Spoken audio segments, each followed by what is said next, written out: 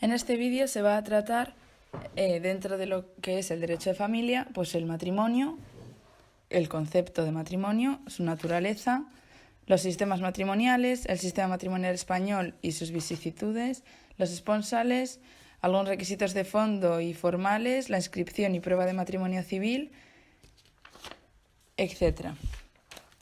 Para empezar, el matrimonio hay que darle un concepto, hay que definirlo y hay que saber cuál es la naturaleza del mismo. Pues bien, el concepto. El matrimonio se decía que era la unión formalizada y estable entre hombre y mujer dirigida a establecer una vida común. Lo cierto es que la realidad social ha cambiado bastante y el matrimonio sigue siendo una realidad que ha de formalizarse, pero existen las uniones de hecho, que van teniendo una mayor presencia. Por otro lado, esa unión estable duró hasta el año 81 de la Reforma, cuando se incluyó el divorcio. Entonces, hoy día es posible el divorcio unilateral y sin causa alguna desde que han transcurrido 3 meses.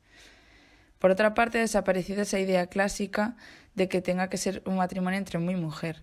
Desde la ley del 2005 se admiten los matrimonios homosexuales.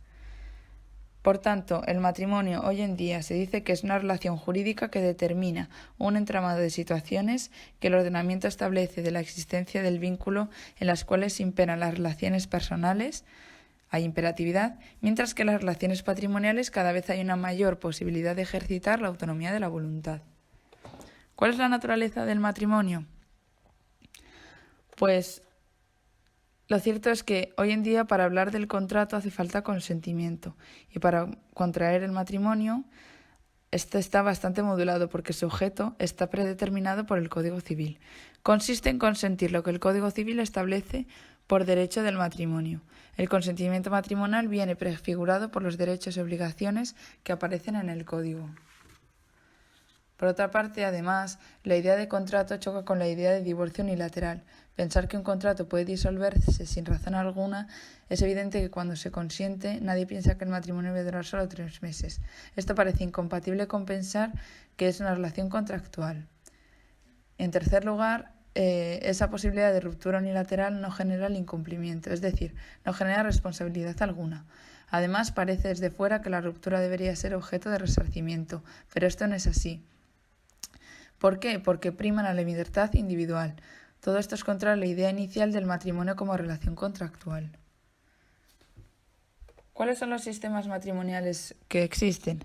Pues desde la Reforma protestante de Lutero han existido 2, el matrimonio religioso y el civil. El religioso es el matrimonio católico, ya que no ha habido ninguna otra confesión con apoyo social, y el civil estrictamente. Hay que tener en cuenta que la idea de ambos matrimonios afecta a 2 supuestos, al contenido y a la forma. Hay diversas variables. En primer lugar, tenemos el matrimonio exclusivamente religioso, o también conocido como matrimonio religioso obligatorio, y consiste en casarse por el rito y contenido que dice el Código Canónico. Esto es lo que hubo en España durante el siglo XIX hasta la Ley del Matrimonio Civil de 1870, que es cuando el Estado regula el matrimonio civil. El Estado se reconoce que es el único competente para regular el matrimonio, pero hasta entonces solo tenía valor el matrimonio canónico. Esto ocurre en los estados confesionales, como en la Ciudad de Vaticano y en los países musulmanes. Sin embargo, en Europa occidental está desaparecido. Otro sistema matrimonial, pues el matrimonio civil obligatorio.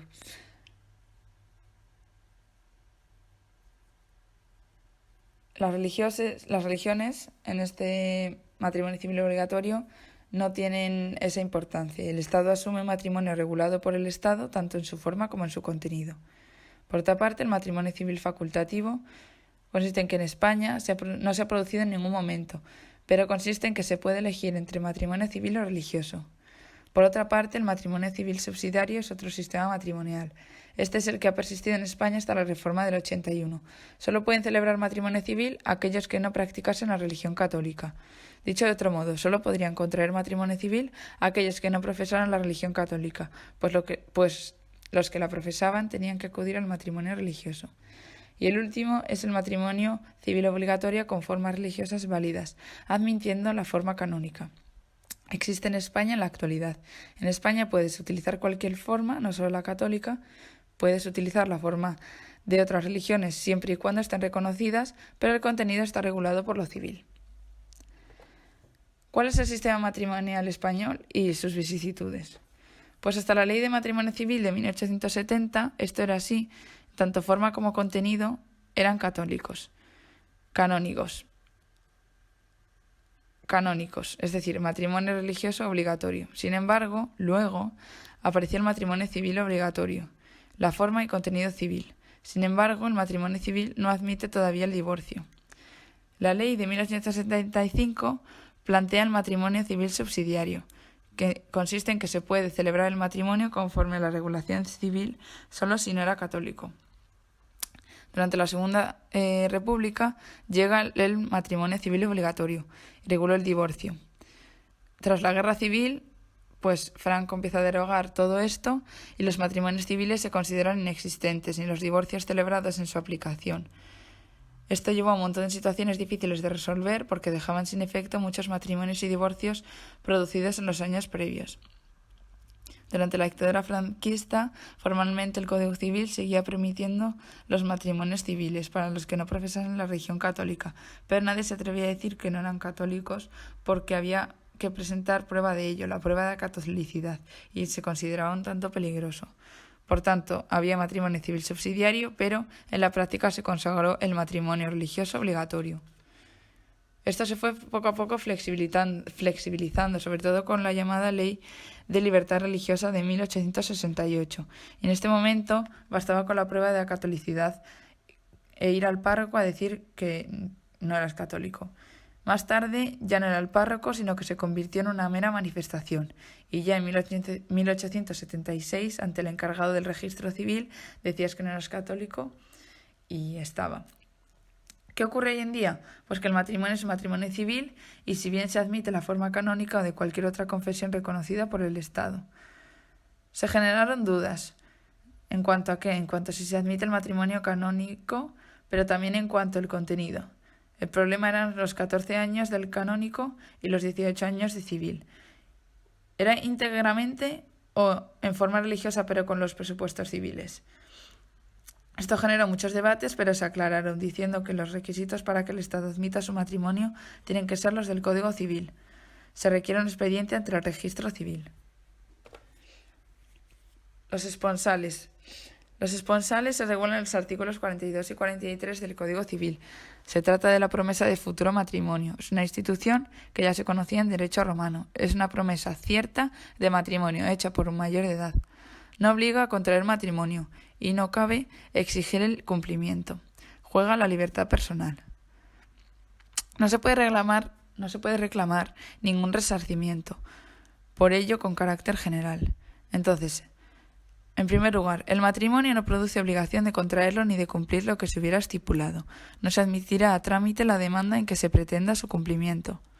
En segundo lugar, las consecuencias derivadas del incumplimiento son que el incumplimiento sin causa de la promesa cierta de matrimonio hecha por persona mayor de edad o por menor emancipado solo producirá la obligación de resarcir a la otra parte de los gastos hechos y las obligaciones contraídas en consideración al matrimonio prometido.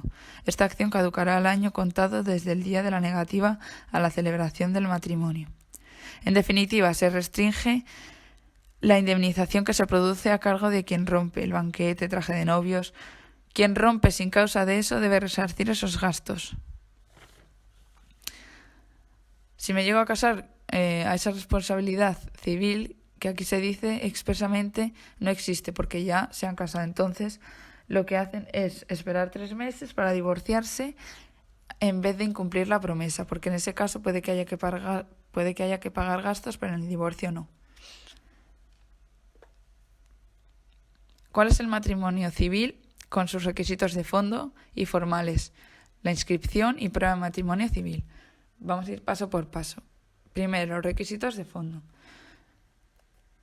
Dentro de estos requisitos, tras la reforma del 2005, ya no está el que se trate de una persona de distinto sexo, sino que el artículo 44 permite que sean del mismo.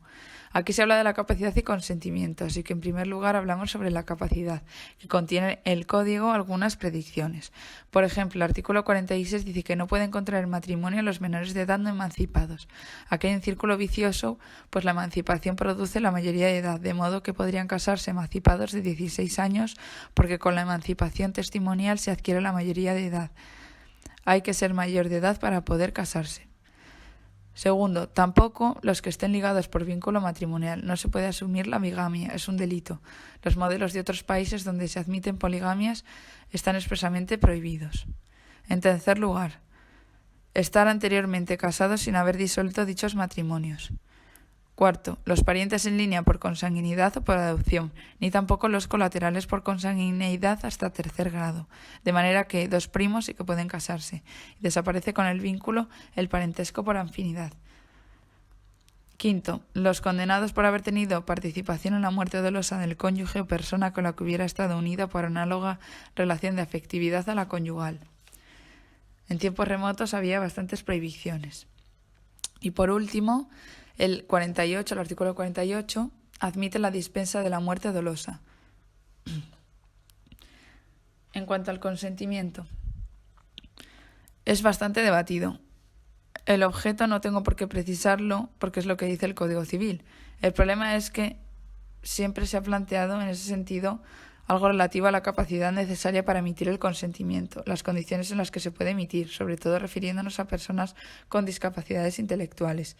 En este sentido, se tiende a admitir cada vez en mayor medida matrimonios a estas personas. En primer lugar, el problema es que siempre se ha planteado la capacidad para emitir ese consentimiento, no tanto de las predicciones, sino de las condiciones en las que puede emitirse ese consentimiento.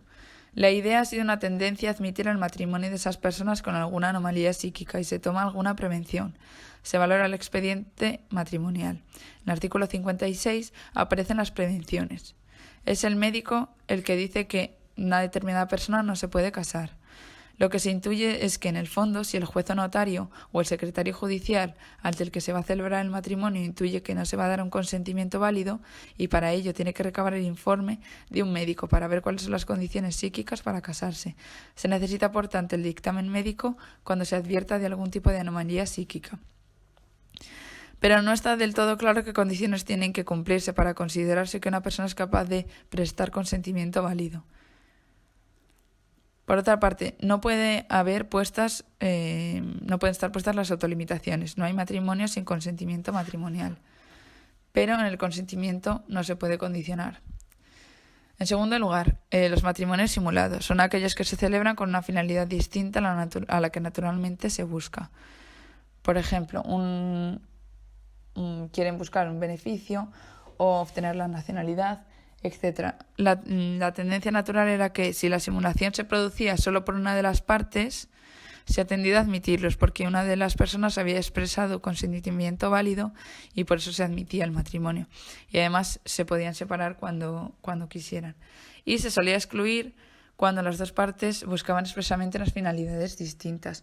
Eran los llamados matrimonios de complacencia y hay simulación absoluta y el consentimiento no es válido. Y finalmente también es nulo, según el artículo 73, el contraído por error.